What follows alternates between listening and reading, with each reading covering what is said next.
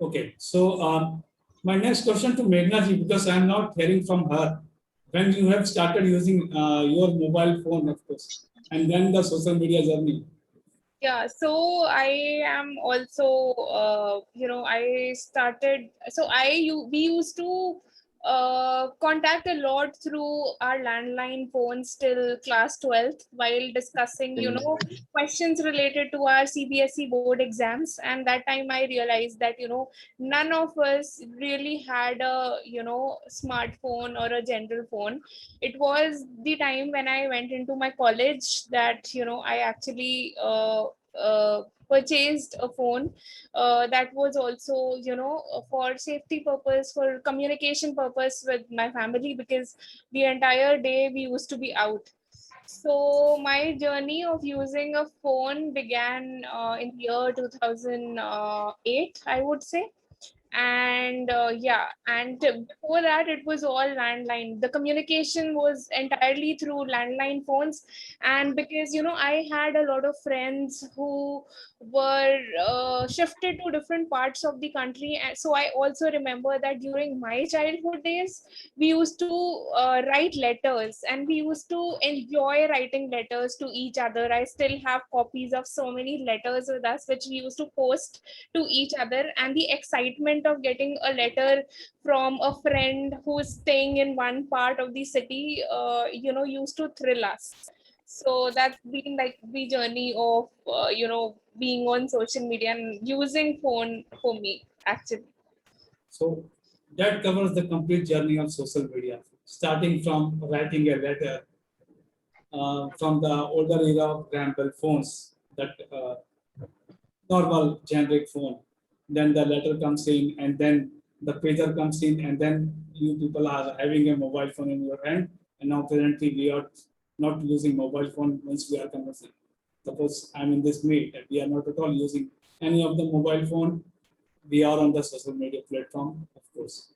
So this I have covered the journey, but the literal journey, how it started is it started in the 1940 when the first supercomputer comes. Just if you could let me know when the computer was invented, if you know, please let me know. I think it was in 1990, I think 4 or like 98 or something.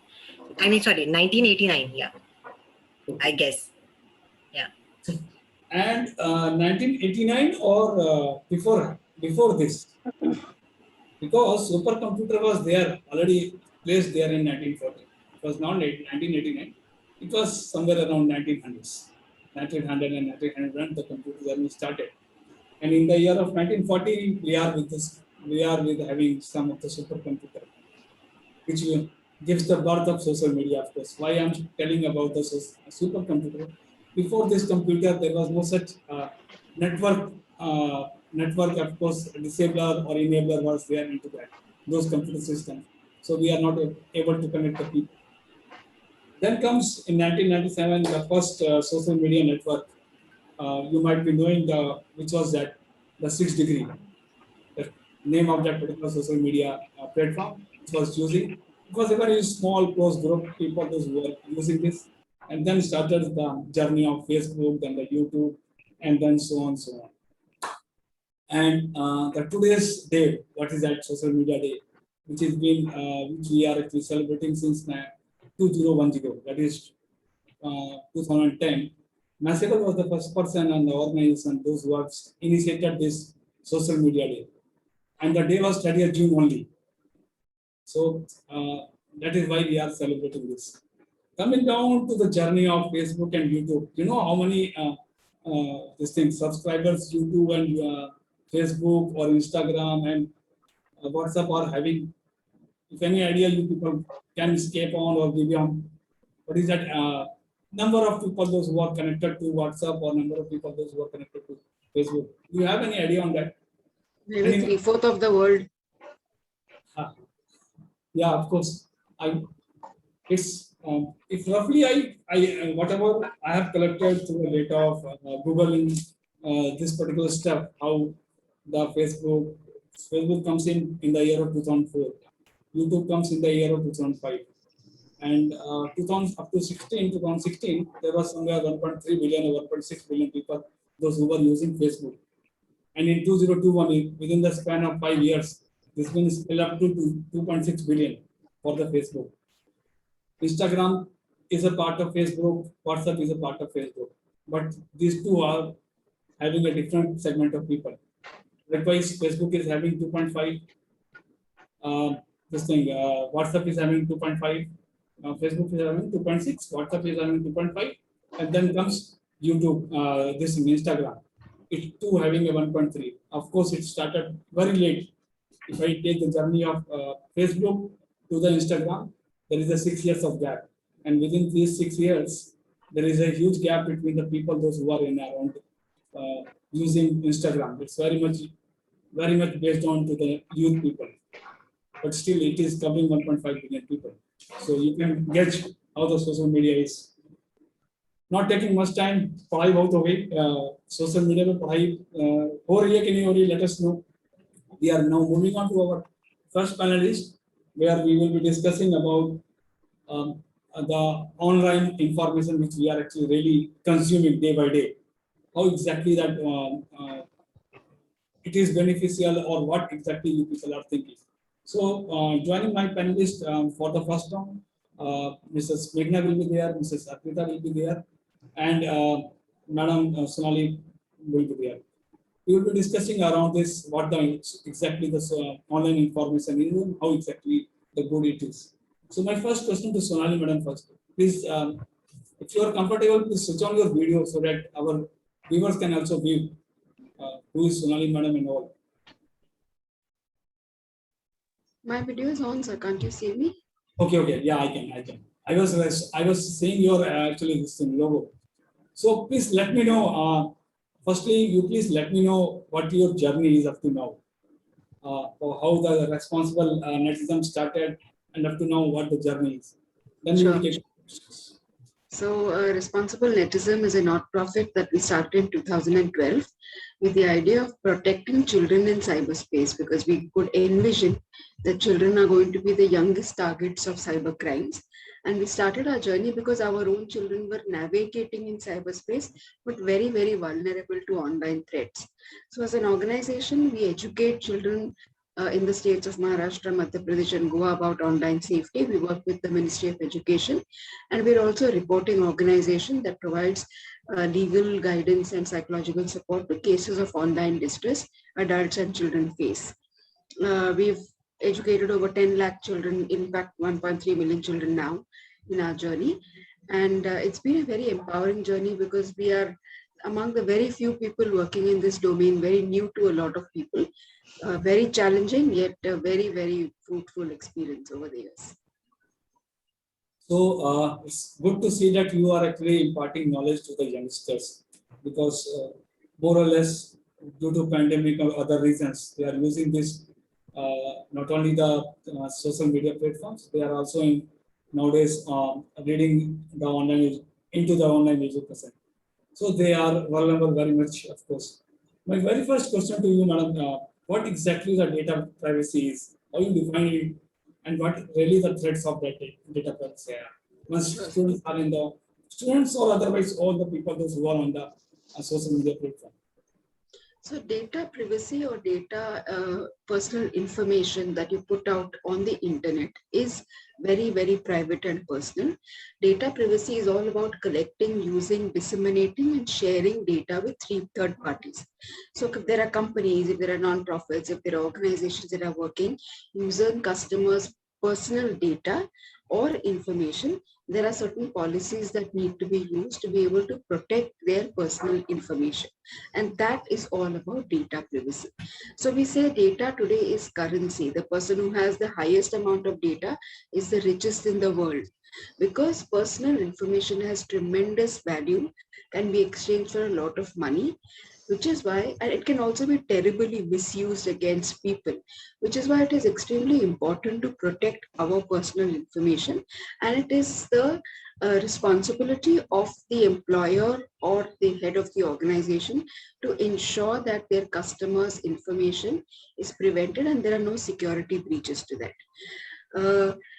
everything that we put out there. So study says that our personality can be read, or our behavior can be read online within a few minutes. That is the amount of information we put about ourselves online, which is all about cyber psychology. People understanding, especially predators or people who are criminals in cyberspace, can understand their victims' behavior and then plot an attack on them. It is very important for us to understand what we put out there on the internet about us, which gives people an opportunity to exploit us using our own personal data. So how do we protect our own data? Understand what you put out there, limit the data that you put, which is very, very personal. Put it out there only if it is critical. Two, if you're an employer, it is important to have encryptions and security tools set in with a good policy of data protection for your organization.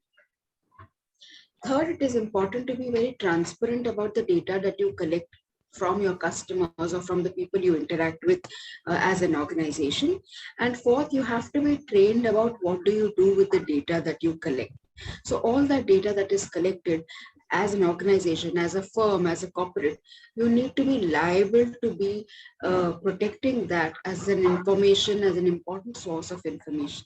It is important for all of us to ensure that our data is not shared. We can probably lodge complaints against those if that is misused against us by some company or by some by some fraudster. But I think it is important for us all to be very mindful of what we put out there, and the responsibility begins from each one of us. Yes, of course, I do agree that it is responsibility of personal individual and of course the organization too. If they are into data privacy and all. The VPN needs to be enabled, the encryption needs to be done. This is how we can actually address. My very next question is how we can measure exactly the threat, the data privacy and the threat of this particular data threat, I would say, yeah. It is very difficult to keep a track and measure the kind of threats that you could be vulnerable to. In cyberspace, there are thousands of different forms of threats or crimes that we can be vulnerable to. We will never ever understand we've been targeted. People keep asking us, why am I targeted? So it is not about you at all. It is about how ignorant you are about internet usage or about digital literacy, so as to give the predator a chance to exploit you. So it is important that for us to know anybody can be exploited, anybody can be threatened, because we are using the internet. It is a tool that needs to be used with a lot of security and privacy settings, which is our responsibility as a user. Along with that, there are different kinds of crimes that can happen against us. So misinformation and fake news. There is data breaches. There is a net extortion where a lot of money is asked from you against your data being stolen or your data being taken away by people. Malware attacks, spyware attacks, virus attacks. All these are definitely there when it comes to data.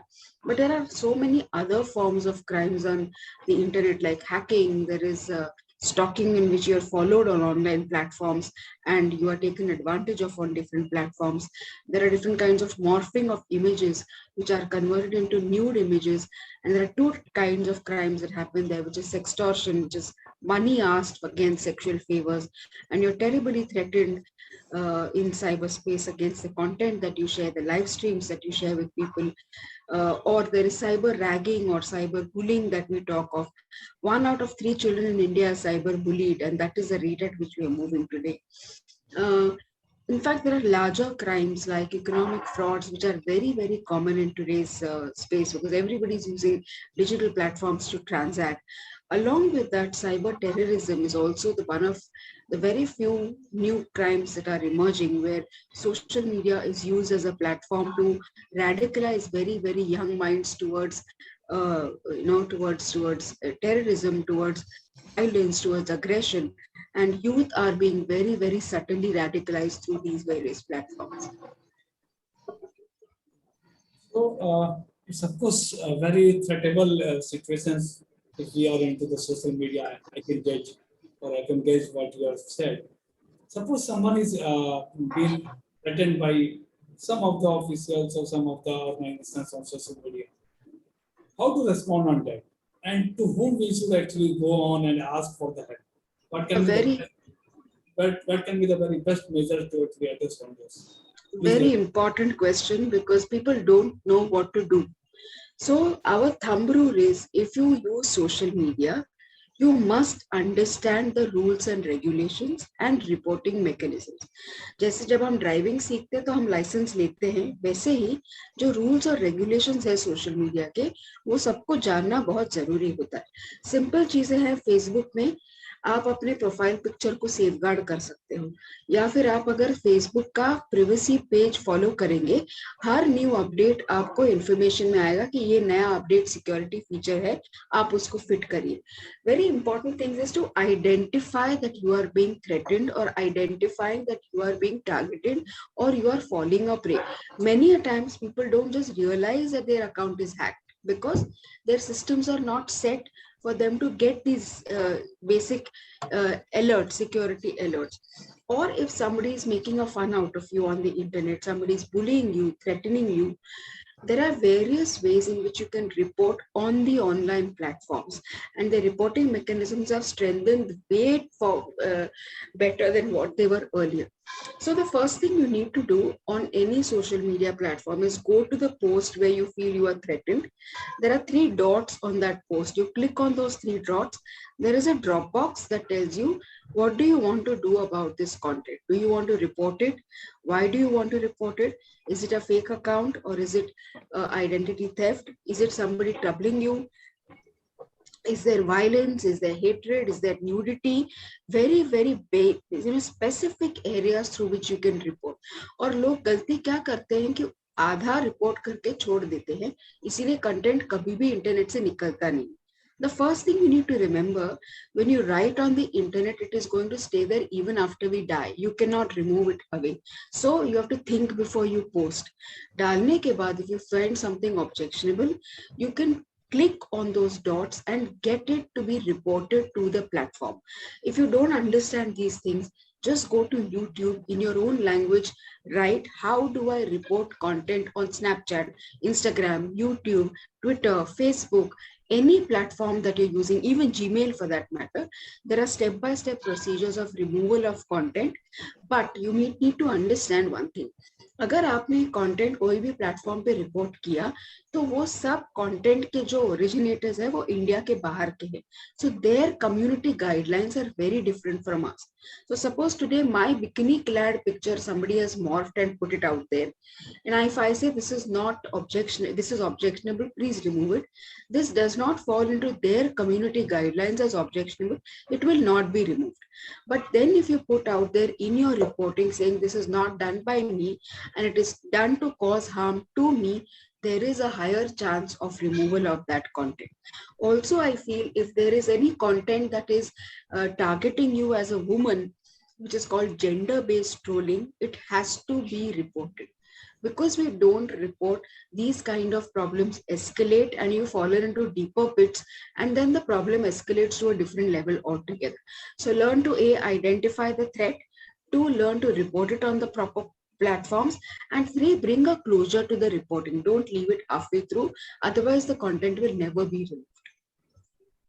So moving on to one of the questions that from coming out from the viewers also here.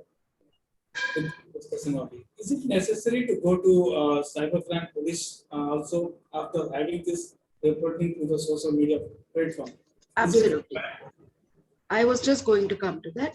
Once you report it on the platform, there are 4 steps you need to follow.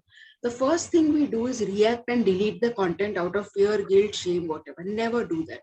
The first thing you need to do is take a screenshot of whatever you have seen. That is pure evidence that you capture.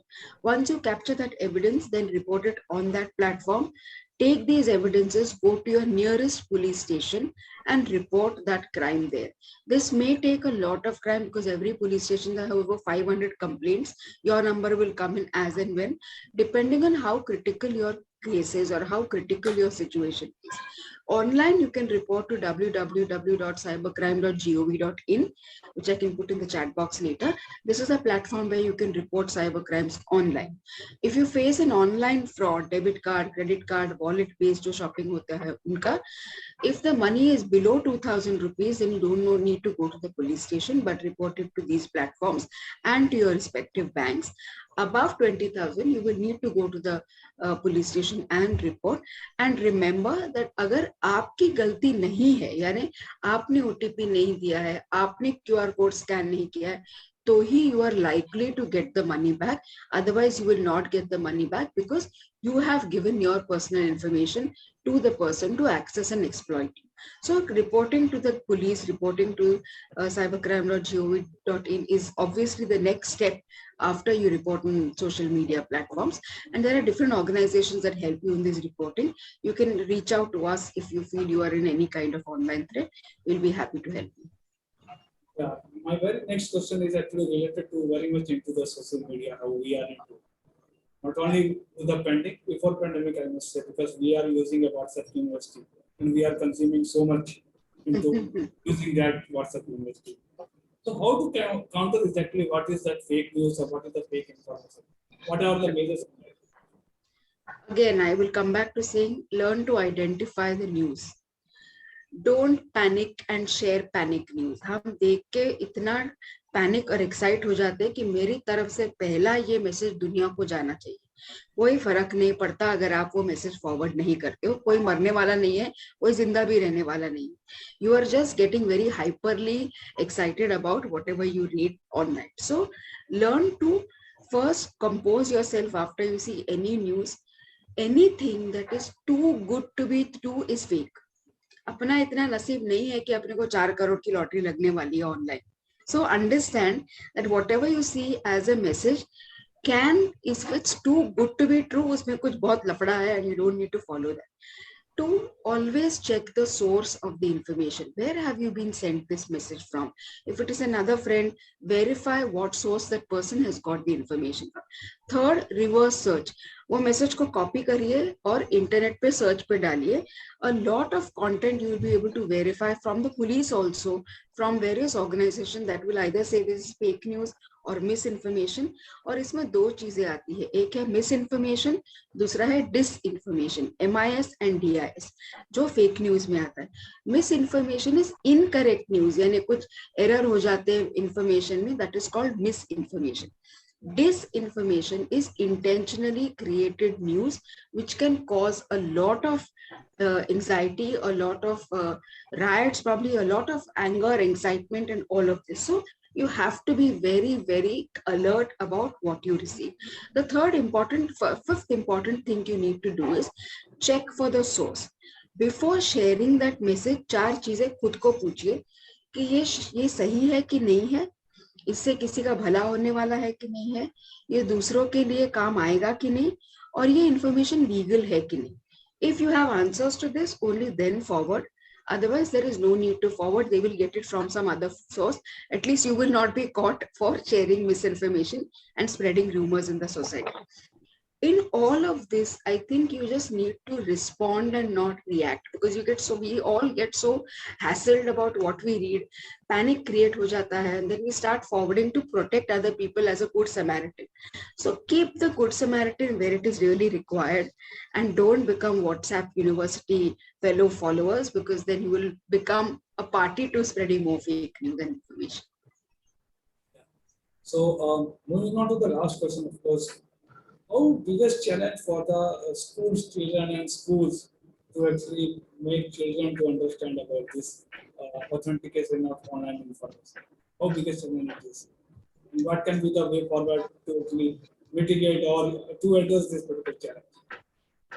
It is, I cannot define how big this problem is, because one, it is a global problem. Two, it is a very fast evolving problem. So within a span of 3 months, you will see newer kind of crimes coming, newer attacks happening on children, and children are extremely vulnerable, though they're extreme experts of cyberspace. हमारे बच्चों को internet अपने से ज़्यादा आता है, but they don't have the maturity to understand, identify the threat that they pose. So 5 takeaways for this, very, very important. As an adult, if you're a parent or if you're a guardian, learn technology, because you cannot be fearful if the technology is not going to go. But children know more than you, so at least उनके level तक का नहीं, थोड़ा नीचे तक अगर समझ पाते हैं टेक्नोलॉजी, तो we will be able to help them and guide them if they are in distress. To understand technology के pros and cons. So when you are asked questions, you are able to justify with some amount of legal, some amount of authentic information. Because हम बच्चों को क्या बोलते हैं, PUBG मत खेलो, बेकार game है. We are not able to justify to children कि ये 16 साल के ऊपर के बच्चों के लिए है, so you cannot play that as a 6-year-old. So understand and justify to children, then they will understand what needs to be done. 3, learn technology or introduce age appropriate technology to children. 4 साल के बच्चों को smartphone की जरूरत नहीं होती है, तो अगर आपको बच्चे को फोन देना आता है तो लेना भी आना चाहिए.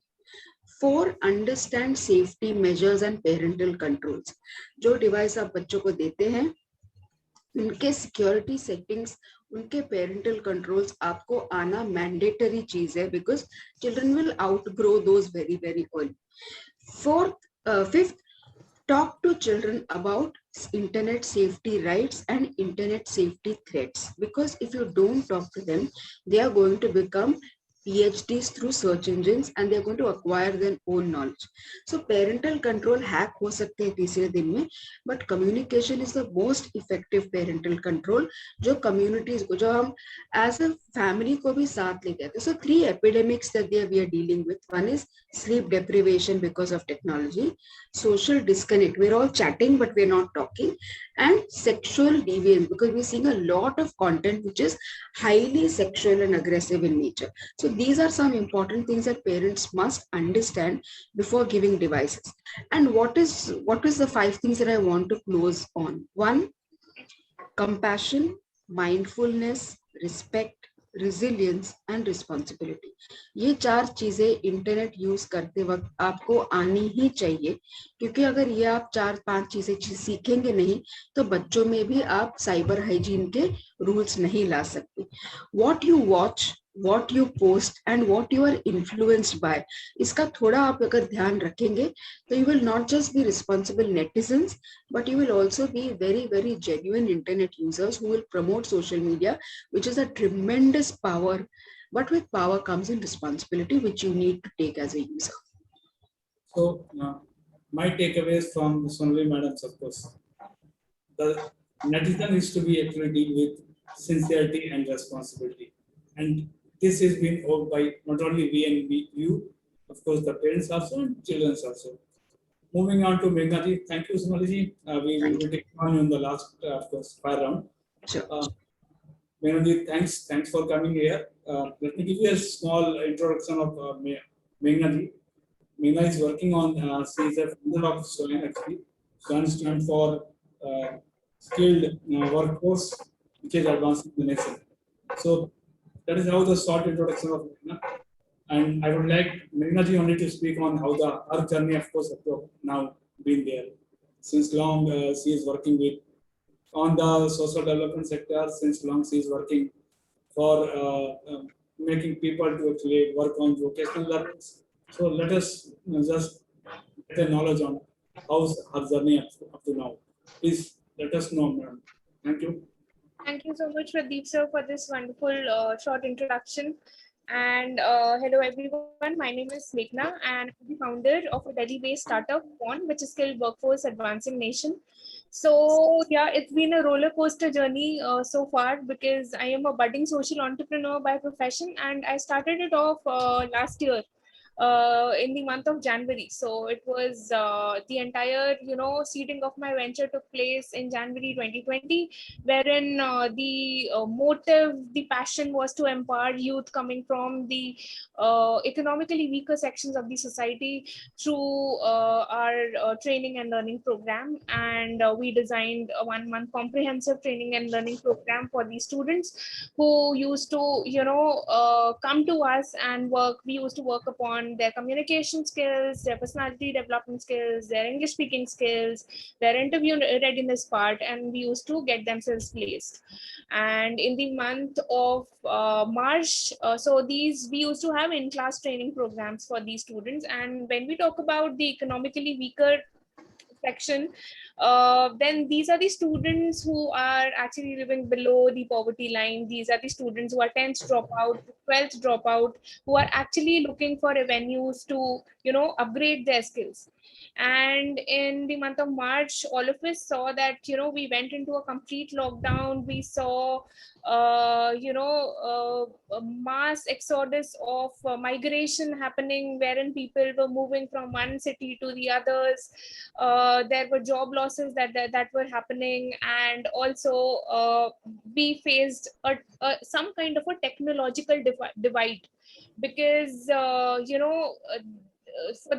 for people like us who are coming from the middle and also from the affluent sections, affluent backgrounds, for us it was very easy to communicate using the technology. But what about those who lack basic necessities?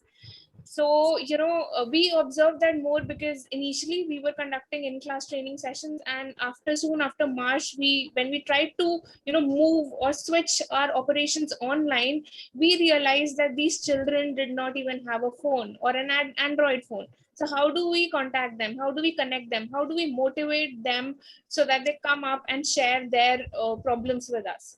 So we kept on devising ways in which we could get in touch with them, get in touch with their families. And soon, from the month of July and August, we were successful in launching our online operations, and also impacting over 100 students in the entire last year. And the response was so good that this year, from January to June, we have trained almost 200 plus students, and who on various topics, like interview readiness skills, then communication skills, personality development, digital and financial literacy, and also cybersecurity in the last couple of months. So that's been like the journey so far, and I'm really thankful to the entire team for having me over here. Yeah, looking forward to the rest of the discussion. Very much pretty, of course, that how you have started in the 2020 and how you are going to support 200 plus students for making them to run. Now, moving on to how these students are, because these students are also on the online board and they are using the social media. So how you basically judge the data authentication whenever you are as an individual or your organization per se are going for a social media networking or social media kind of users for your people? How you are actually doing it? So largely, we have been focusing more on collecting or using the primary information. So we have been quite active on our social media handles by rolling out information about our program, so that students can get in touch with us. Particularly when we talk about school students with whom we are dealing, we have found that they are generally active on Instagram and also on Facebook. So when we started receiving requests from their end, or maybe many of them were also active through WhatsApp, because I had personally been receiving a lot of phone calls and a lot of WhatsApp messages from students. So in order to verify whether this request is really real, or is it somebody who is just coming or who wants to trouble you out, we did a 101 verification of all the leads and all the requests that we got. We properly, we spoke to them, we took their email IDs, we took their phone numbers, so that we could arrange a call with them to understand what is it that the what was the problem that they was going through, and how could we help them in terms of providing them with a skill-based training program. So largely in the entire process, we relied on collecting information through primary sources, by talking to them, by holding telephonic conversations with them, and also by connecting with them, counseling them, so that we understood so that we basically understand what exactly the problem is and how is it that we can help or support them as an organization. Yeah. So did they really thought of those things, the threat exactly the social media is posing on to those people? Did they really understand that threat notion? Or they somehow come out with some of the story that I met up with these kind of people and they ask me the money. Is this thing happens with you people or I would like to take this point in two parts. Because one was the request that we were receiving, so that for inquiries about our training programs. Second was the workshops that we conducted. So, when we recently have conducted workshops with over 100 students from different age groups on digital and financial literacy and also cybersecurity, because that was the topic that they really wanted to understand. Also, in order to upgrade their skills so that they could shift online, they wanted us. So this was the topic on digital and financial literacy and cybersecurity was very common amongst the students, and we had personally been receiving a lot of requests on the same. So I start with what the students told us, so their responses, their voices. So when we interacted with the students to understand whether they have faced any kind of cyber crime in the entire lockdown period, or maybe if they have faced any kind of incidents. So the responses that we commonly got from them were, first, majority of them had received some kind of a phishing email, which was the email regarding wherein they would ask you to click on a link or maybe a lottery image, and they mentioned that all those emails were from very renowned organizations. So which made them very difficult to figure out whether that was a job related mail or a phishing email.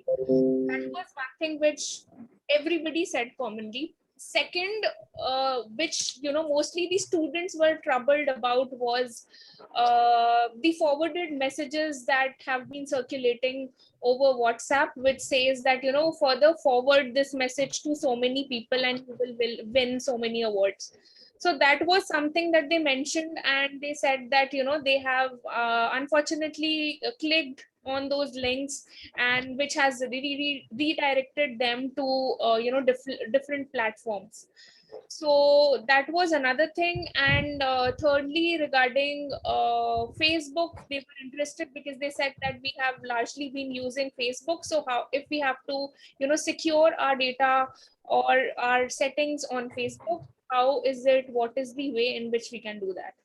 So one was the set of questions that we had received from their end, and which made them really eager to to attend our training sessions, firstly. And secondly, initially when we were switching from the offline to online mode, because there was so much rush in the space of online education, and also a lot of fraud activities were also happening. So yes, we did receive a lot of questions in terms of authenticity of our program. So a lot of people questioned to us on what is it like, how is it like. And initially I would say that building a rapport when you were working offline, and then when you had to switch online immediately, was slightly difficult. But then with the work that we did also, when we were successful in conducting when we were successful in conducting workshops with 50 participants, the rest of it came by word of mouth. So if I say that, in last year, all our participants who came were largely through word of mouth. We did not really, spend any money in marketing our programs. But yes, when I say that, I also, take into account that, how in order to continuously be able to maintain that kind of a flow wherein people start trusting you, your programs, and also the information that you are providing to them, it becomes very important for one to constantly ask them for their feedback, which I feel is very important. So, even after completion of any training program, we ensure that we ask feedback, we take their feedback from them, which helps us in improving our programs for our future audience or future, workshops that we conduct for a different set of audience. Yeah. You mentioned in your discussion that you are going for a financial literacy. Did it happen like such that students are into the financial literacy and adults are asking that I do have required the financial literacy to go on? Did it happen with you or not? So when we were, basically when we took the session on financial literacy, it was with the community leaders or the Anganwadi workers. Okay, because we wanted that the efficacy of the program should be like that we impart our trainings to the community leaders, who in turn are in touch with the entire community and to whom they can further impart trainings on how do they become more digitally literate.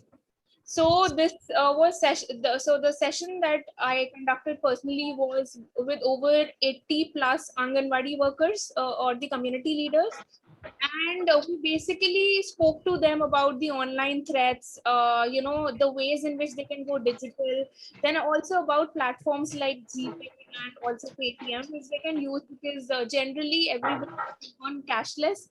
But when we take into consideration the sector, they are still using the cash. So the entire objective was to, empower them so that they get familiarized with these online platforms and they further empower their community to also start using it.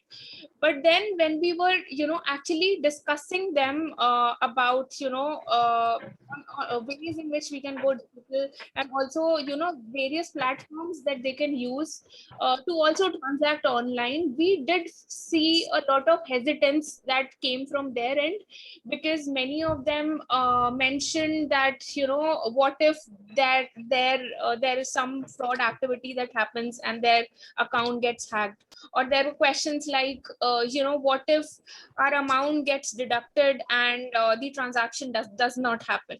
So for that, we, explain to them case wise, various things that they can do if anything of that sort happens, and how can they further reach out for customer support options if, by any chance they see some kind of a suspicious activity that is happening. Also, we emphasize to them on how they can keep their password secure, and also about keeping their sensitive information like PIN, ATM numbers, bank account details in a secure space, while not sharing the same with other people when they are transacting online. So that was the entire discussion about. Okay. So my last question to you for this discussion. Basically, nowadays our children are onto the online education. Did this really pops up the threat for these children also, because they are on the online board? How you are actually judging it?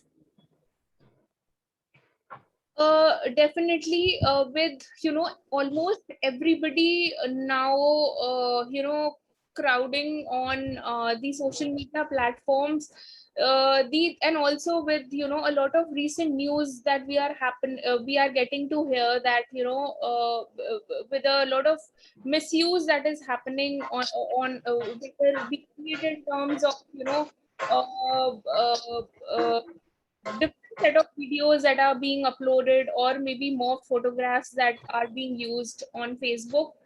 Our advice to the students is to log in and also use social media platforms in a more productive way, which will help them in building upon their skill set.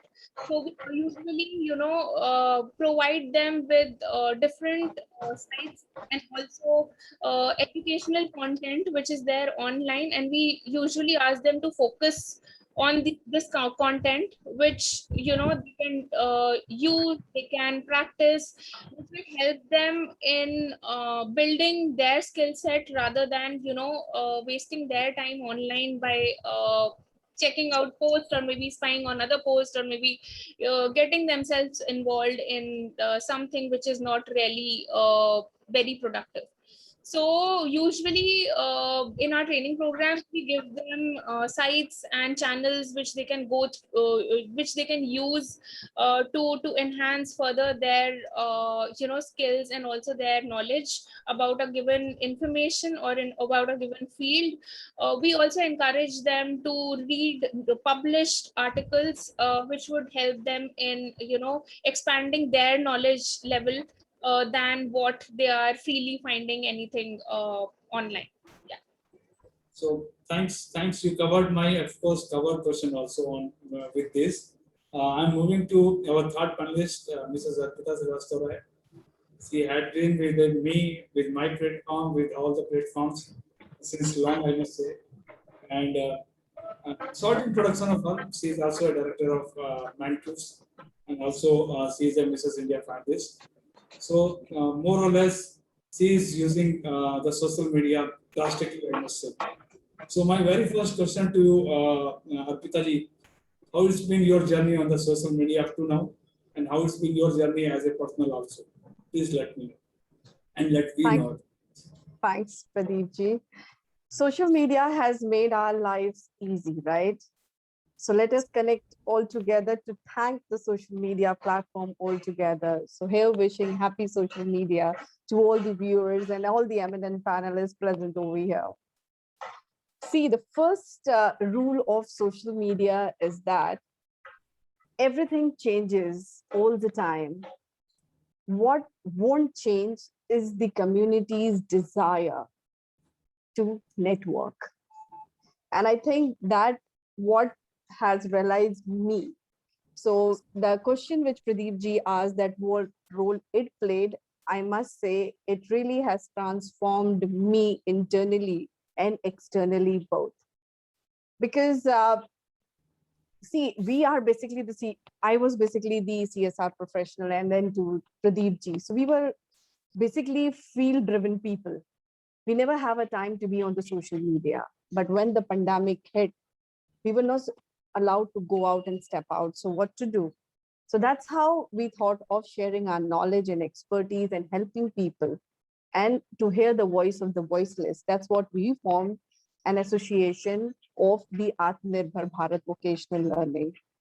And during that course of time, I must say that it is the need of the hour. Whether you criticize it, whether you name it or whatever, but the fact is this, that the need of the hour in today's scenario.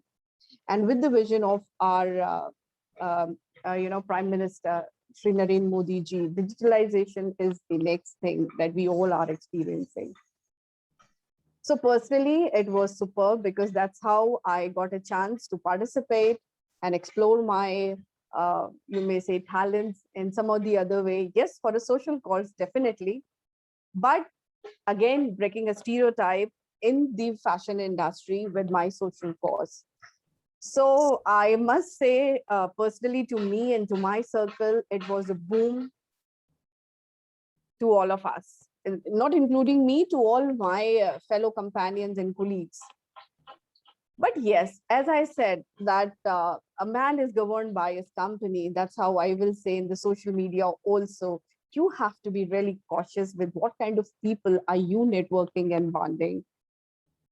Because like-minded people will always going to attract each other. And the people who are really fake and fabricated will definitely be exposed. So it's a learning. It's a learning at the end of the day. So, of course, it's a great learning once we are using a social media. It depends totally upon us how we are going to use it. It's your way or my way, like those kind of things when we are on the social media. Now coming on to the question set, of course, with we are into how that online authentication or online information is being authentic. Did you really feel that quality and quality of this information is one best parameter to judge once we are using or once we are into the social media? Well, with data, as with most things in life, you tend to get out when you put in. So yes, I completely agree that the quality and the quantity is the most important parameter, as the kind of data required should be relevant to the quality of the task. And it should be in such a quantity that it should give the best output. That's what I believe. Because what I feel is this, that if the data is, too much information also makes a person a little confused. You get overburdened with so many information that makes an individual confused. So it has to be composed, contented, what I believe. So that's So what my perception is all about. how we are relating actually the data set with the authentication? How you are actually relating? Well, for me, if you ask me, there are certain criteria which a person needs to keep in mind, when it comes to the authentication. First is the accuracy, you know, usefulness of the info. You already have the knowledge, or it is from the reliable sources or not. So the first is the accuracy. The second is the authority, from where the information is coming up. Make sure the source is well written. It's from the organization or the government or the universities, the trustworthiness attached to it. Then yes, of course, yes, the coverage, whether it is coming from the reliable sources or not. So the coverage is important.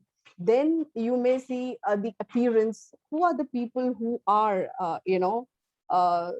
sharing those informations? Because in today's world, you will see many of the experts' opinions, many of the blogs, many of the articles. So that is also playing a very important. In our days, we used to only rely on the newspapers and media and TV. But that is often said, everything is manipulated nowadays. So there are other avenues also in today's world, which is open in sense of blogs, articles, journals, and the people whom we trust, we often hear experts' opinion. We might not trust a newspaper, but yes, we definitely will love to hear an expert opinion from some of the person who is an authority in itself. Okay. Yeah, yeah. Of course, if we go to the relevance of the information, relevance of the organization, then I must say the quality and quantity can be judged on. Moving on to the next, of course, how best the role of individual or role of the organization is once we are into the social media. See, authentication can easily be termed as the foundation of any e-business, right? With companies expanding their audience base, it becomes important that they concentrate on user authentication for validating and securing their identity. So, the reliable authentication also lays the foundation for asset and data protection while keeping attacks and breach at bay. So in a way, organization or individual plays a vital role in securing their information and data by taking necessary steps. Okay, okay. So one very last and but very prominent questions coming around once we are into the social media. Is really right to speak is becomes a habit in social media? That's an Because interesting question, right? we all are actually seeing these spaces and I these know. articles, this stuff going on in and around. Either you take on Twitter or you take on Facebook, and you either you take on any of the media, of course, I must say. So really, is it really a havoc or not? This point can be argumental, as social media is used for awareness, Pradeep ji. But there are certain sects of people who intentionally post certain things in order to mislead or create unrest. So it becomes, our duty to verify any information with these intentions before circulating. And criticism, or people who do so ever, they are your friends or maybe your family members, anyone it could be. So there is a requirement for more stricter cyber law scrubs, these problems, that what I feel. Yeah, I do agree. And on concluding yours, of course, on this question set, see, I'm using a social media, but as Dr. Sonali too, Mr. Sonali too said, Meghna Madam too said, it's the individual responsibility which actually plays the bigger role whenever we are using a social media. I know I have a right to information and right to speak also, but what needs to be speak, that is to be judged by myself first. Then only we need to post or we need to speak on. Or whether I must say, uh, if if you are in the ocean, it's not necessary that you need to speak on or you need to eat on to the fishes. It's not necessary. I don't do this. I keep on using social media for so many things, but I never post on those things that I have this view of these kind of stuff. That is nowhere required actually on the professional world which I am belongs to usually. So thanks to all my first three speakers. We have actually discussed how this online information is being authenticated. Sonali Madam has taken out all the threats and capacity building of the students, capacity building of the individuals. Meghna Madam to talk about the community support and how we can actually build up the community support using not only this IT support or IT classes, even for digital literacy too. That is a bigger parameter to make people to understand how good exactly the social media is. Coming to next, that's Arpita madam. She covered almost how good we are or how we can be a good person once we are on the social media. So moving on to our next panelist, Mrs. Miss Aswarya, Mr. Jasmeet, and Jhana madam, of course. So we have three youngsters in the next panelist, and giving a short note, what we are going to discuss on how good exactly the resources are once we are talking about social media. That is what the discussion point here. And I'm starting with first Aishwarya, then Jasmeet, and then coming down to the Jharna. A very short introduction of all these three. Jasmeet ji is a co-founder of Pixelits, and likewise Aishwarya too, and Jharna ji is a founder of what you call Jagriti. Jharna Jagriti, the founder of Prerna Foundation. So that is how their short introduction is. Now coming to Aishwarya, welcome Aishwarya here, and I would like to know your journey up to now, how you are with the Pixelits, how it's been started, what you people are doing. Please let us know. Yeah, so first of all, thank you so much for having me here. And Meghna ma'am, Arpita, and Sonali ma'am, you guys were great. The conversation was going amazing, and we were really enjoying, just listening to the entire conversation. And for my journey so far, I have been working as an independent creator for the past 3.5 years or so. And then Jasmeet and I, we have actually started running this company called Pixelits, and it is basically a community driven digital support for solopreneurs and small businesses and budding studentpreneurs who are out there, and we help them to create a powerful digital presence online in an organic manner without having to spend and things like that. We also cater to startups and incubation centers and businesses, NGOs, and student based organizations as a creative agency. And we do this across the globe, not just in India, but in international waters as well. And we help them to scale their online presence through community building and branding and all of that. So that would be my journey. And currently, we just launched Pixelits, and we are just in that journey for now. Yeah, I was going through your artwork and all infographics, how Mm-hmm. Pixelits are working. So being into the Pixelits, being into this platform, Mm-hmm. and I am very much thankful for you two guys because the work you put on for marketing social media day, which we are Yeah. actually into, you did a tremendous job, an amazing job, I would say. Uh, Thank you so much. Moving on to, of course, our question set. How exactly you turn this social media as a resource? So I feel a lot of people still have this concept in their head that social media is used, just for talking to each other, or just staying connected, putting up photos, which is not the case. Things have changed, and that is where we guys help as well. So social media acts as a huge boon to businesses all across the world, and I would say especially to small businesses. Yes, it's helped all of the bigger brands out there, and it's helped big companies and corporates, but social media, especially after the pandemic hit, I would say it's helped a lot of small businesses to bring their products and services, whichever it may be, online, and actually scale worldwide, right? So the continuous development of digital tools has brought a paradigm shift in the way like businesses communicate and sell their products or services. And it's the use of social media tools and search engine marketing and web analytics and all of these things have redefined the way businesses run as of now. And I'm going to focus a little more on small businesses because that's what Pixelits is trying to cater to as of now.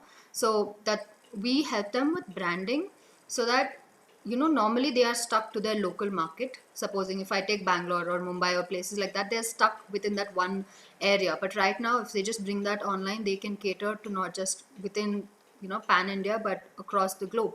Um, so what does it exactly help with? It helps with promoting the name of the brand. They're creating a proper brand for themselves and their business. They can tell customers across the globe about the products and services in detail in various formats. Now, it doesn't have to be boring. Social media can be as fun and as creative as it has to be. So there's various ways to put out your products and services. And you can also find out what your customers think. Before, you go to an actual shop, you don't get feedback. You just buy from them and go away, and then that's what the shopkeepers are left with.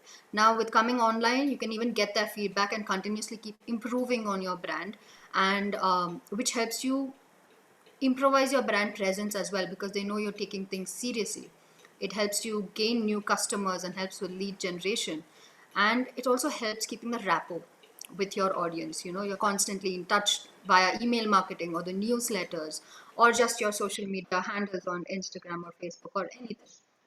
Um, so I think the biggest advantage is, especially after the pandemic for small businesses, they've been able to reach out to international brands and people and customers, and they have benefited a lot, especially in India as well. I would say India was struggling before in terms of reach, but now it's not, and they're discovering the actual power of social media. You're able to target your audience. Supposing we're trying to reach a particular audience of just college students between 15 and 22. It's very easy right now to target that audience. Or supposing we want to target housewives, who are between the age of 30 and 50 for a particular workshop. It's very easy to do so, and it's much more simple, and it's cost effective. It's low. Social media does not need any sort of money unless you really want to put into it, and it's quick and easy. You can connect quickly. So I think these are the biggest advantages. You can use it as a resource. You can start earning revenue. You can build your personal brand, and there's so much more to it. And it definitely helps to take away that misconception that it's only for posting photos and connecting with people. Getting on to your discussion or your thought on that, I must say that social media becomes a connecting link across globe, how we are actually connecting today. And likewise, we have been into the connections with other several countries too. So this becomes a great enabler, I must say. Moving on to the next question, which how good exactly you can teach that social media is generating a business, or it is, at least if it is not creating a business, it is creating a goodwill or good worth of the company. How it is? Yeah.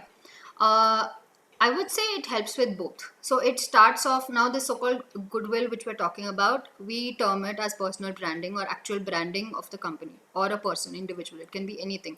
So building that is very important. It becomes very easy to scale your business and get those leads which you're talking about later on.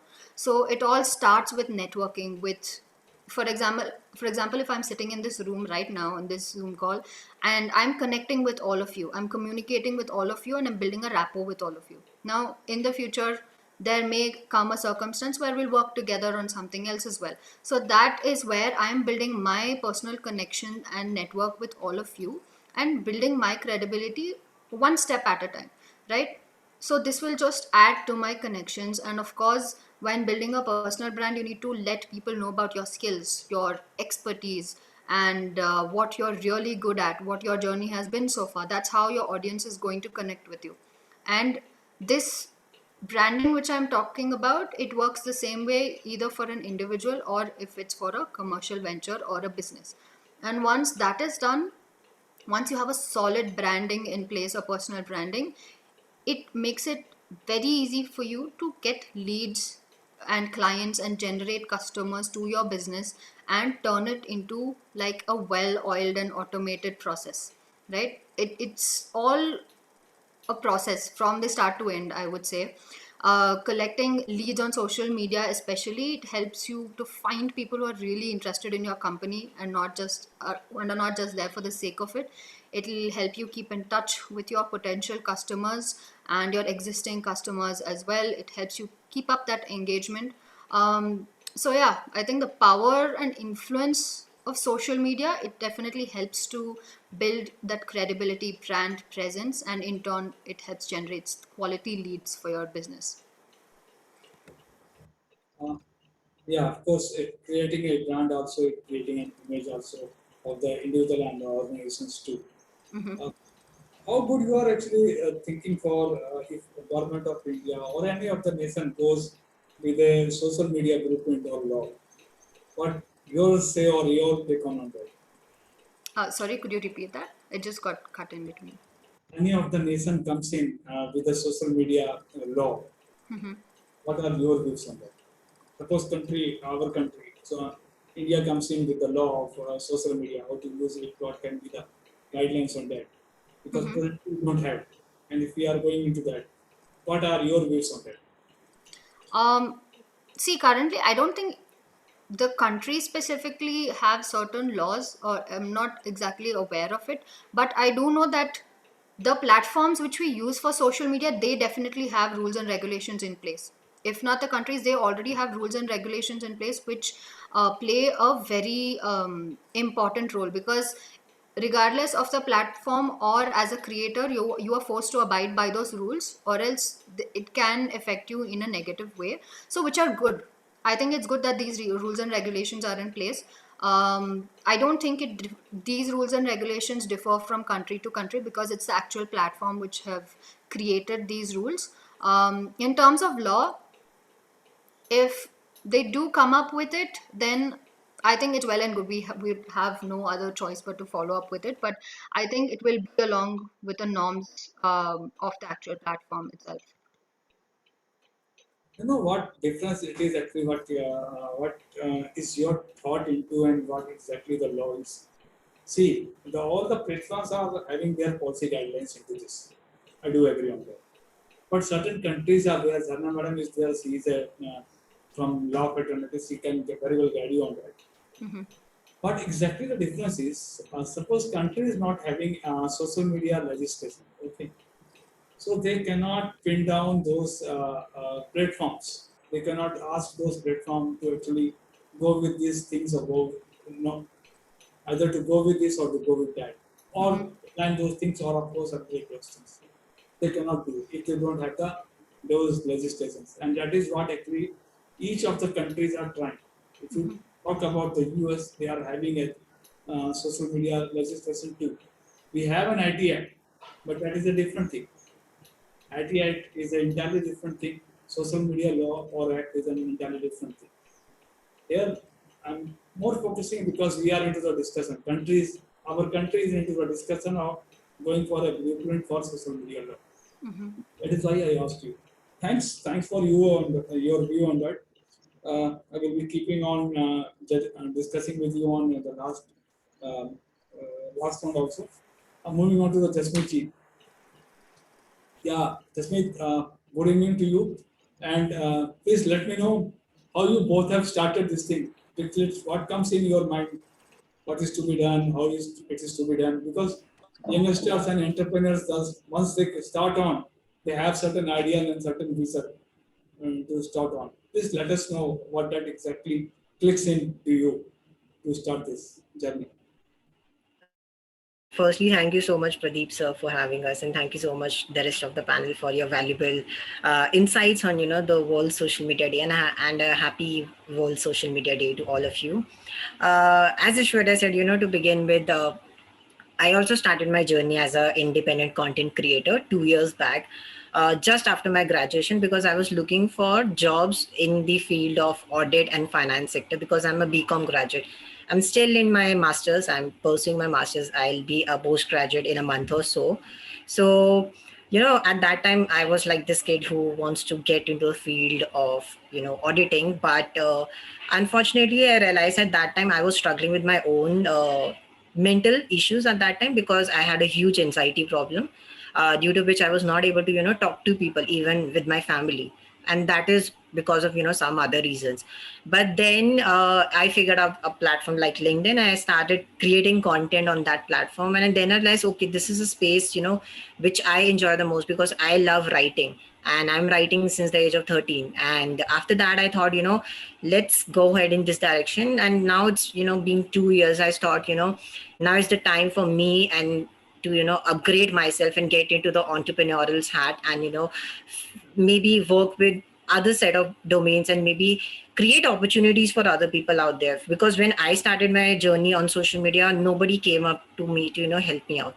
So I thought, when I'll be in a position to help other people out, that's how I think Aishwarya, me and Jana, we came up with this idea, like we need to, focus on this Pixelist, that is all about, community driven and result oriented, which is helping businesses and, college students as well. Because in colleges, I feel you have theoretical knowledge, but nobody is actually teaching you how to, operate these knowledge into a practical world.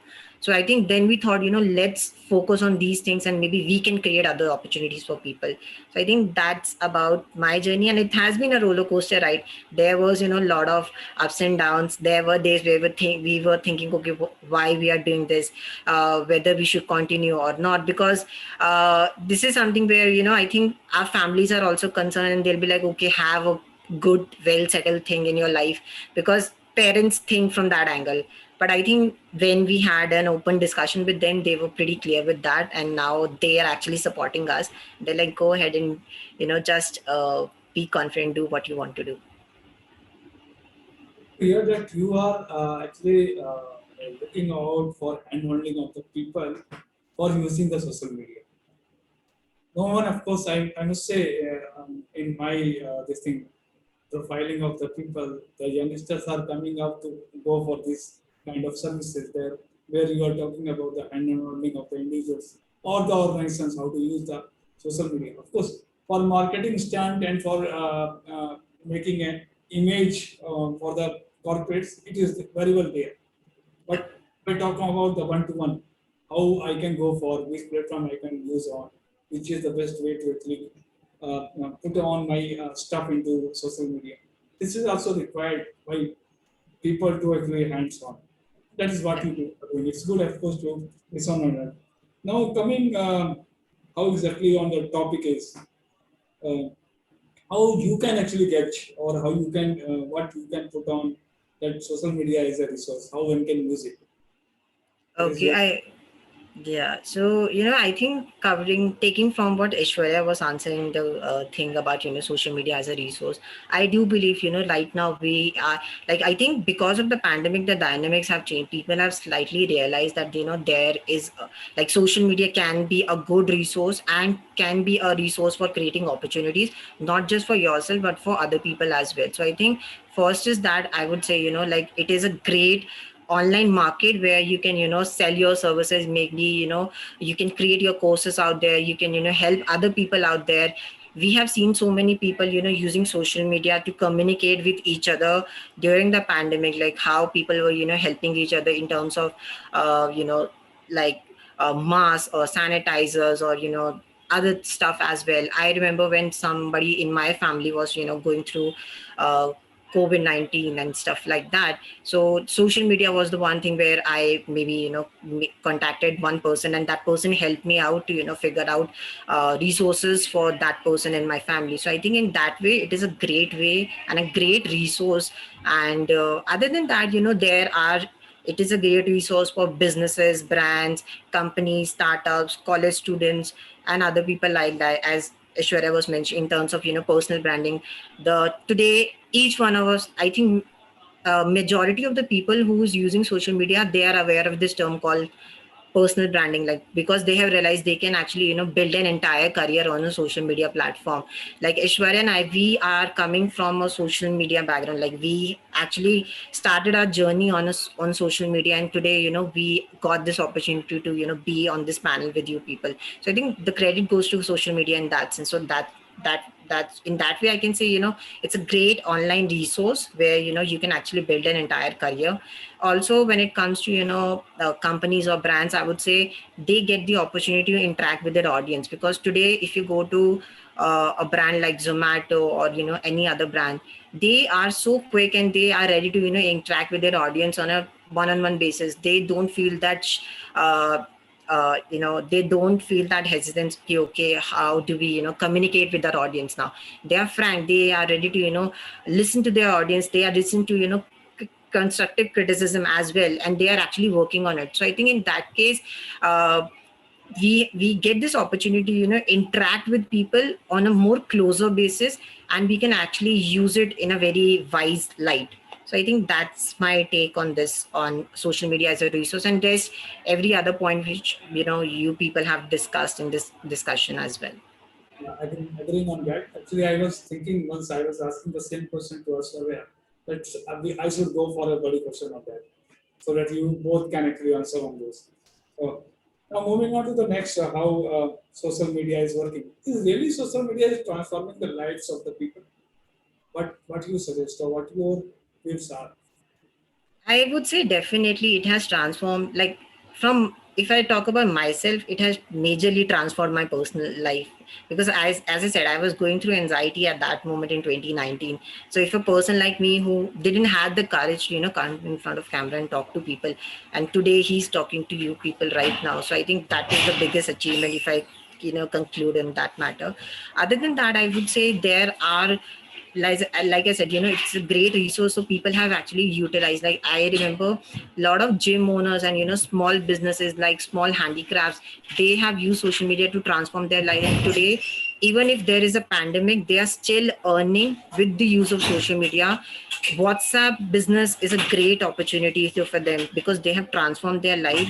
Maybe they are earning little bit, but still they are able to, make their livelihood, and they are able to make do some earning for their family members as well. And I think it's a great way to build confidence and interact with people, network with people. I always say networking is the most underrated skill in the globe. Like, people don't really understand like why networking is important, and I feel people have learned networking and transformed their livelihood because of social media, and it is going in a great direction right now. So I think that's my point of view, and I feel if you use anything in a wiser light, then it will be it will help you. If you go to social media and just waste your time and create other type of things, it will not help you in any way. So as a consumer also, and as a creator also, and as a parent or anybody out there, you need to realize how you can make it in a better way and make your life better. So yeah. Yeah, I totally resonate on your views actually. Once you were talking about how the handicrafts are and rural SHGs are working, Meghna Madam is there, she is working with the rural people. How exactly these social media stuff is helping out those SHGs to actually sell out those whatever the things they are preparing. So of Yeah. course, it's a very transformation of faces are there with the social media, and of course, it depends totally upon you how to use it.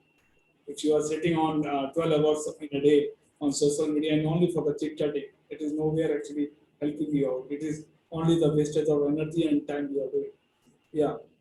So, lastly, can you pour out any of the case study or any of the story coming around, or if you have any idea on those stories, any of the nation is using social media to actually eradicate any of the social problem or any of the problem.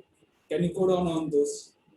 I think the best example is India. Like going back to again the pandemic thing, I have seen, there is this personality called Barkha Dutt. She's a great journalist out there, and she actually used her YouTube channel and her social media to talk about stuff. And I think she has gone to places where the people who didn't have the resources, she was actually covering entire thing, wearing the mask and stuff like that. So I think that is a great achievement and example for all of us. Also, there are other personalities in India, like there is Sonu Sood, who's actually helping a lot of people on social media. Like yesterday, I think we were talking about how Sonu Sood is actually helping small businesses, and he's always like, it's just you can simply send him a DM on Facebook or any other platform, and his team responds to it, and they're like, okay, we are ready to help you.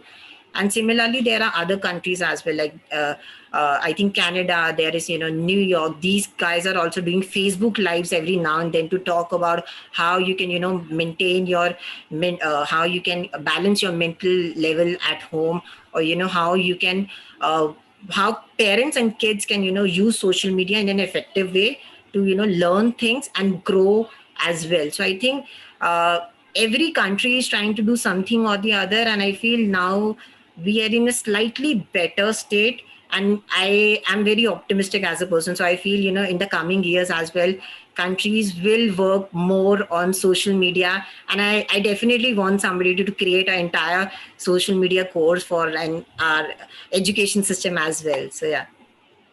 Yeah, of course, of course. Do agree on those. I will let you know one more information, adding your information. If someone goes to the police department of Hyderabad, just go and Google it, how the police department of Hyderabad or Telangana is working.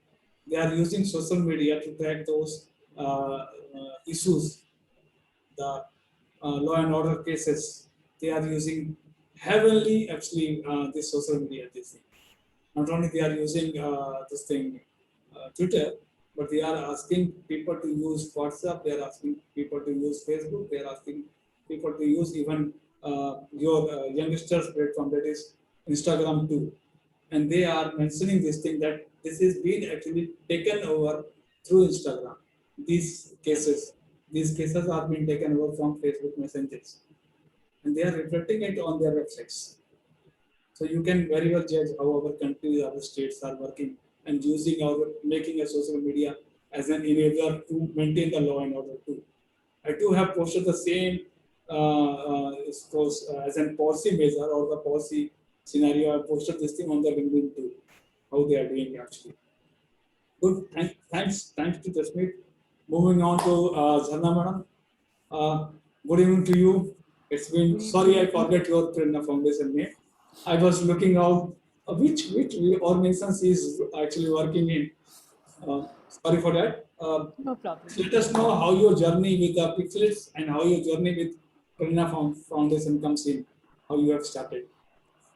Okay, starting with Prerna Foundation. Prerna Foundation started in 2016 with an agenda to help, give opportunity to students, because that time it wasn't really available much in terms of publications, in terms of, building their portfolio, in terms of skill development, in terms of, understanding subjects beyond their curriculum. So we started with legal awareness, various workshops where we could train students and explore subjects beyond university curriculum, and then we got into youth empowerment, internships, skill development program, and other socio-legal initiatives and welfare programs to give back to society. And we are very open to collaborate and work with other organizations and institutions to have much more better impact on students and society. Through Prerna Foundation, we have even collaborated with American Bar Association for their arbitration week, for their mediation week, and we're also part of Indian Mediation Week. So we also help people to understand that yes, you can resolve disputes without going to court, and it can be done, amicably and mutually, which is beneficial to both the parties as part of the dispute. That's my journey of Prerna Foundation, and that's what Prerna Foundation does. Coming to Pixlets, recently, launching the project of Pixlets with Jasmeet and Aishwarya, it has been a good journey till now, wherein we have been ensuring that focusing on small business, focusing on businesses that have been affected because of pandemic, and helping them to resolve their disputes in the, helping them to not only resolve their disputes, the contractual one, but also helping them to, have their better outreach, help them to, use social media in a way where it gives them the maximum benefit. And importantly, it is supposed to be done ethically. That's my job at Pixlets, that everything is done ethically and organically, without spending money on ads, or without spending money on other platforms feature which they can utilize at no cost. So that has been my journey till date. Good to Yes. hear actually how you are helping out people with your Prerna Foundation, of course, Putris also. And both are, I must say, symbolic in their work. So moving on to today's discussion, how exactly you are differentiating this social media in relation to print media, which we are actually earlier using it? Or can you relate certain differences between social media to print media? How it is? Okay, I would be very crisp with my answer. 5 point differences. One, traditional media generally offers wider pool of audience, but social media allows you more targeted distribution of audience. That's the one difference. Second, social media is immediate. Like if something happens, it is shared immediately, whereas the traditional media is delayed due to the press time. Like if something happens today, at the end of the day, the news will be published tomorrow morning. Whereas courtesy social media, it is immediate and quick. Traditional media pieces are more final, whereas social media is dynamic. Like you just get to see a picture. Okay, this is a picture, this is the write up. While on social media, you have people sharing videos, people talking about it, covering the image. So it has a dynamic media attached to it. Then social media offers more control over the message than the traditional media. For example, like you as a brand, or as an organization, or as a country, if I would want to circulate certain set of information in a particular area, I can do that very easily through social media. But if it is a press, it gets published everywhere as part of pan India thing. So again, the control over message is more better on social media. Again, traditional media is one way, wherein press is simply giving me information, they're not hearing me out, whereas social media is a two-way communication. So these are 5 major differences that I would want to plot out, traditional media versus social media. Good to hear, of course, how social media is becoming an enabler and an authentic enabler, I must say, because if you see the details of all the organizations, they are actually having their social media pages too. And it means it is an authenticated platform. Although there are ways to actually do it, but it's an authenticated platform. Moving on, how, of course, you have differentiated how the social media is to the print media. Either you take on the magazines or you take on speak on about the newspaper. But there are certain stuff or certain stuff goes on in between other media players too. How you actually, what are your views on those? Did really social media is taking on the jobs and the opportunities from TVs, from serials, from radios, and from other stuffs also? Is it really like such? I would see it as a convenience. Like, for example, since 2016, Prerna Foundation has always been work from home organization. Till now, we just had one batch of intern in 2019, which was in office internship program. Otherwise, till date, we have work from home, opportunities for everybody. Whether it is, a legal intern who is supposed to do research, or social media marketing intern. So I think there are more opportunities available online with the convenience of space. Like, for example, I have been, I am a consultant to a California-based organization which deals into online dispute resolution. Now, to be very honest, I do not have a passport. Why, I don't know, but I do not have a passport. But because of internet, I am, in a position to be a business consultant there and, work with them. I think it is not taking away opportunities, but it is giving more easy access to a global opportunities. It's not taking away any kind of job because it is giving me more space to explore, more space to, uh, learn new skills and implement those skills. So I think it's not taking away job, it's giving you more a platform of convenience that, what, you can do it in your own space, in your own time, and you can even be a digital nomad. I mean, there's an entire career which revolves around somebody being a digital nomad. You can work from, work for a US company being in Hawaii. You can work for an Australian company being in, Europe. You need not be in that particular space. So I don't see that it's taking away opportunities. It is giving you more convenience of opportunities inside your house, inside your, space, wherein initially we used to complain that, oh, because of job I'm traveling and I can't take care of my family, but today I can do that. So I think again, reiterating the same thing, it's giving plethora of opportunities at your own convenience. Yeah. So you mean to say that 24/7 we can work on and we can connect to all those 200 plus countries at one go. Yeah, it can be at your, convenience. It need not be literally 24/7 into 365 days. You can define your own terms to work. That And is not- now that with, new skill development of understanding that yes, you need to even understand how internet works, I think you can define your own set of terms as well. So setting of jobs and setting of rolling of the job and working of the job becomes easier and pretty much clear also that and which areas we need to work and how we can work on. The social media becomes so much clearer. Taking the last question to you, the similar question which I have to ask to Aishwarya too. Did you really find being a legal fraternity? So this must be an elaborated one. How you are looking out for social media legislation or law in any of the country?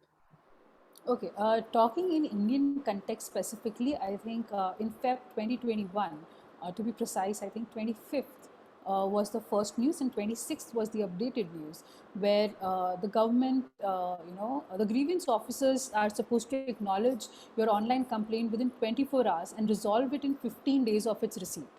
So, and that's where, the first time people actually realize that yes, there is a need of law, because that's how it is supposed to be.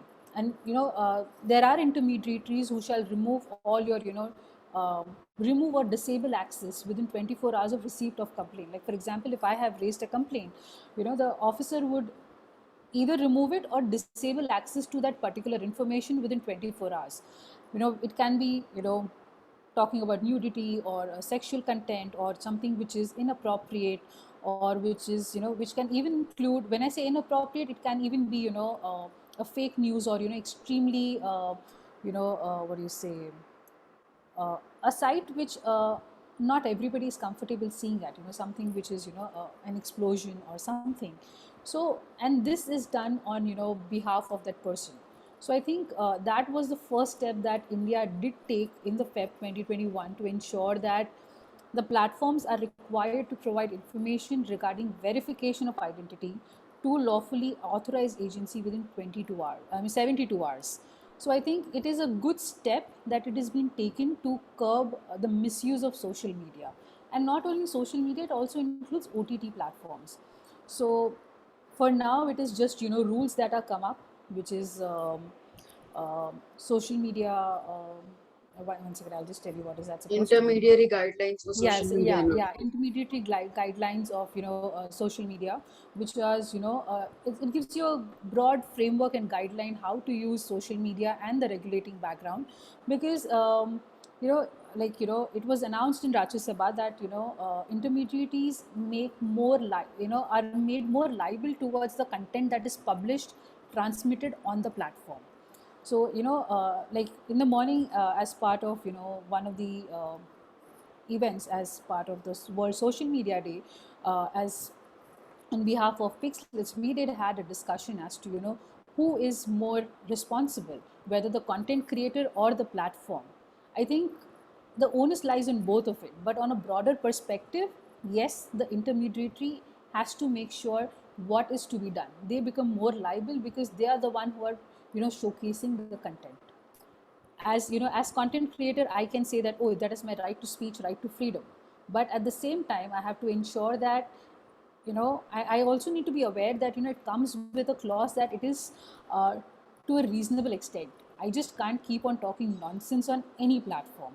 But in case if I as a content creator, I am not able to define that limit for me, the platform needs to define that limit for me through its policy, through its abiding the regulation. So I think that's a very good step that we are progressing forward with this social media rules. Good to listen this that people are aware about how our legislation is working on the.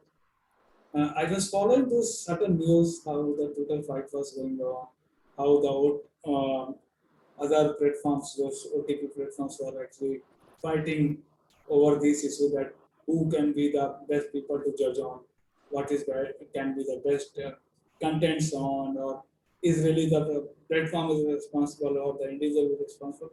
But of course, it's a win-win situation for all, and all of the responsibility once we are using this thing. It's the responsibility of individual, again I am repeating, and the responsibility of platform. It's not that I am using this particular Zoom platform and into the discussion that I keep on talking any nonsense things on this. That is how the things are, of course. And it implies to everyone, I must say. Thanks for this discussion. You guys have covered the pixels, you guys have covered how the social media is better as a resource, and Jharna Madam has covered the legislation part, how exactly it is. Thank you to covering those things. Now my final round, that is fire round for you all. What I will do is, I will keep on asking to all. Okay, you just unmute yourself. The question will be there. First with Arpita ji, then Jharna ji, then Jasmeet, then Swarya, then Sonali Madam, and last Meghna. Whatever comes in your mind, please let me know. Okay. The first question goes with Arpita ji. Did you know really about third-party checking on social media? Well, not as such, but heard it. Don't know much about it, to be honest. Question goes to Jharna ji. Did you really know about CVV number? Sorry, could you please repeat that? CVV number? No. Jasmeet, question to you. Did you posted your WhatsApp number on Facebook Messenger? No, I haven't. I have in the Facebook bar, I haven't updated my number. As for a question to you. Did you really go for vlogs? Sorry? Did you really go for vlogs, video vlogs? I do not think so. Okay. You are free to actually answer on those things. Question goes to Sonali Madam. Did you really know about third-party activation? Yes, I did. I did. Last question to Meghna Madam. Which online platform you used? The very first online platform to pay anything. To paint, To pay. to pay. Okay, that was Paytm. When? Did you remember the era or the date? I don't remember the date, but I remember the year. It was in 2011. So, okay. You know why I went through this fire round? This gives a structure how we as a literate people know about the social media. Meghna ji said 2011 she was using a Paytm. People used to call Paytm comes when the demonetization comes. It's not like such. So I am clearing out the myth of the people. Okay, here by this fire round only.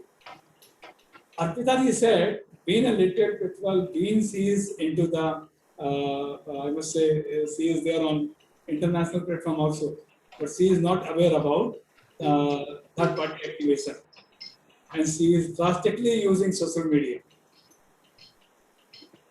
I request Sonali Madam to please elaborate on what is that third-party activation is. She knows. I think Jharna would be a better person to comment on legally also, because that brings in a lot of legalities when it comes to third party. Let me give you the one liner, of course. We might have been shopping, or we might be having actually going through the social media platforms, and there someone is asking, are you allowing things to happen? Once you switch on from Facebook to either Zoom, or if you go to for any of the services using that particular platform. Suppose I am on the Facebook, and once the advertisement comes in for Zoom to activate through the Facebook, then they will ask the third party activation there. And then I'm clicking it, but mistakenly or knowingly or unknowingly, we don't know about these things. We should know about this. We just do one exercise which we did because of the public policy people. Subham has asked all of us on the social media platform itself that please check on your this thing, uh, third party activation, and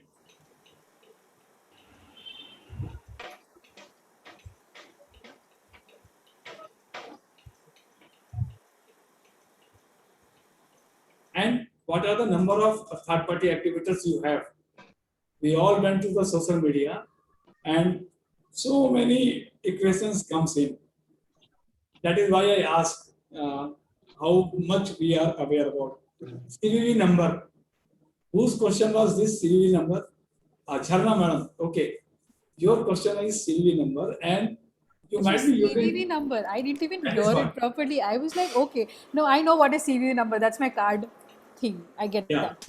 So we are talking about the financial literacy. We keep on actually literating those people how to use the card, but somehow we miss that we should not actually make people to go about this CVV number, to know about that particular CVV number. True. This is how our literacy is. With this, I'm ending the fire round also. It was not so much in brief.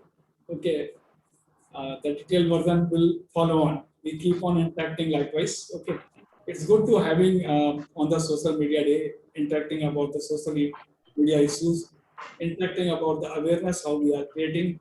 I'm thankful to all of you to be as a part of this social media day event. I'm thankful to Dharna madam. Actually, she has initiated, and then Arpita ji comes in. Okay, we can go on for 30th. We were planning for this day because the day lies on the 30th only. I am into the some other stuffs also going on.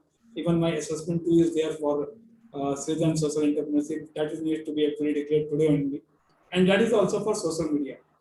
And what I did is I used the social media platform on LinkedIn, asked my all the interns to tag the internship, and they are tagging CM, they are tagging governor, they are tagging vice chancellor, they are tagging dean, director, professors, my team members, NGO members, mentors, and all the students. I'm not creating this for myself. I'm creating a very good network for them. Once they will go on post their college days, this network will actually help them.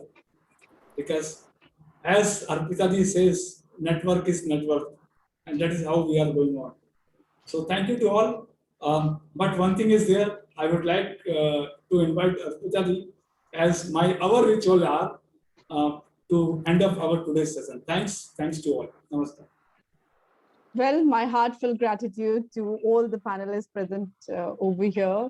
A really healthy and a very fruitful discussions, We might be the leaders in our field, but then also we need learning, guys? So this goes to all of us. Learning never stops. You keep on learning, as I learned today.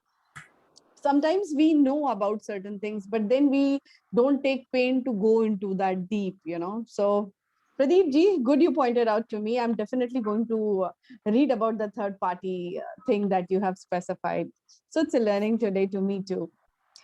So in the end, would like to conclude the session with a very beautiful quote from Miss Pete Cashmore when he said, "We are living at a time when attention is the new currency."